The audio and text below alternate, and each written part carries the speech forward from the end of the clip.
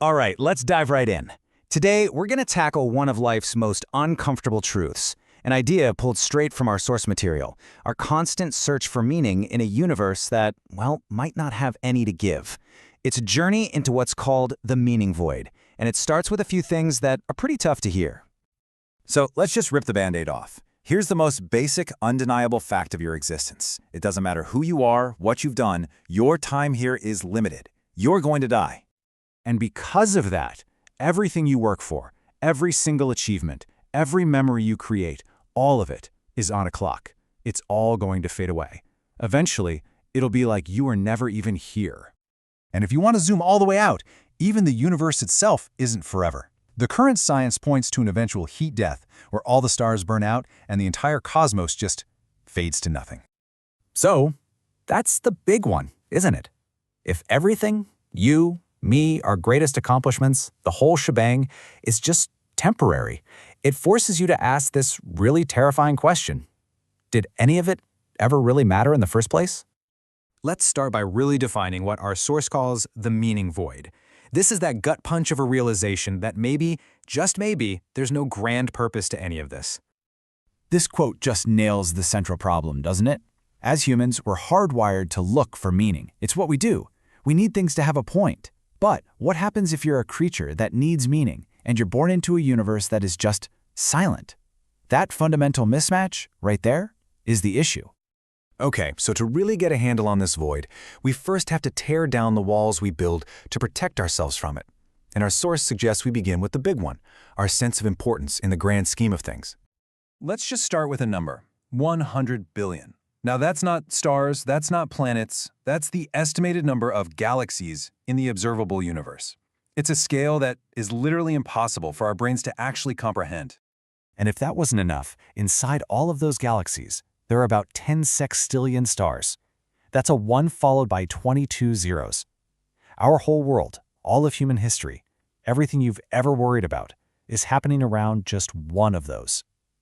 We're not just a drop in the ocean. We're not even a drop. And you know our smallness isn't just about space, it's about time, too. If you live to be 80 years old, your entire life makes up this tiny, tiny fraction of the universe's history. We're a flash of lightning in an endless night. So what does that do to the value of our actions? Well, if you really take that cosmic perspective, it just shatters our whole concept of good and bad.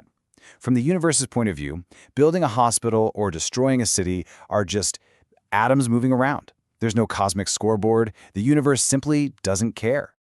I mean, look at this timeline. It really drives the point home.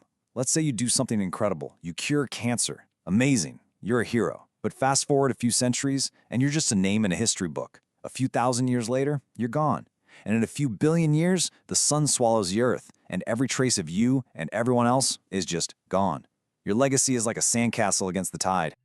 Okay, you might be thinking, but what about love? That feels real. That feels meaningful. Well, the source material goes there too. It argues that love, that profound feeling, is really just a cocktail of chemicals in your brain designed to make you reproduce and protect your offspring.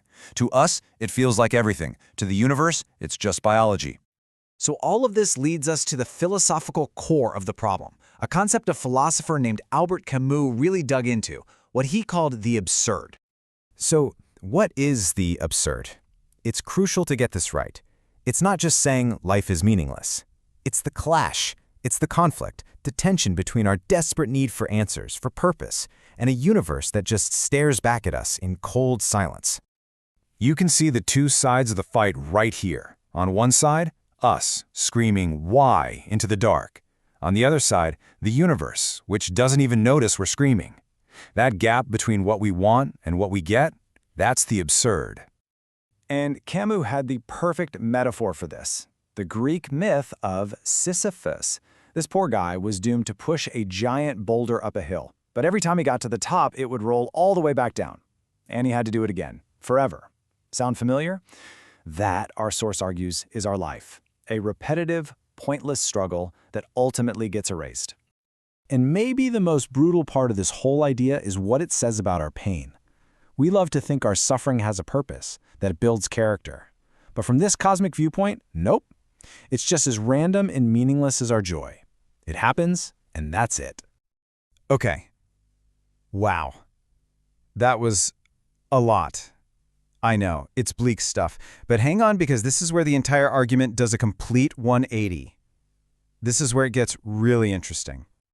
Think about it for a second. Yes, your greatest achievements will be forgotten, but so will your worst failures. Every embarrassing thing you've ever done, every mistake that keeps you up at night, the universe is going to forget all of that too. It all gets wiped clean. And this is the great paradox. The very thing that seems so terrifying, the fact that nothing matters, is the thing that sets you completely free.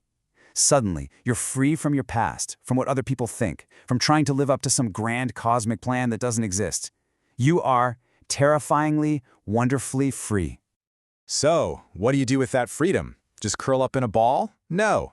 The source material suggests a different path. Not despair, rebellion. And this rebellion has 3 steps. First, you have to look the void right in the eye and accept it. Life has no objective meaning. Fine. Step 2, you defy it. You choose to create your own meaning anyway. And step 3, you just live. You love, you build, you create, not because you're trying to impress the universe, but as a middle finger to the void. Every moment of joy is an act of rebellion. And so we don't end with a neat little answer. We end with the question being thrown right back at you.